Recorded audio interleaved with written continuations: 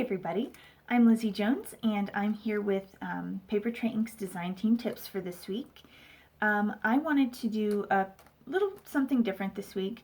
I wanted to show you some of my preferred tips and tricks to use the new Perfect Plaid Stencil collection.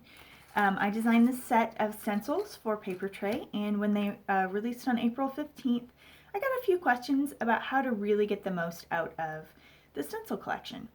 So I thought this week I would show you some of my favorite tips and tricks to really use this stencil collection to the fullest. So I hope you'll stick with me and check out some of the options for getting the most out of your stencils.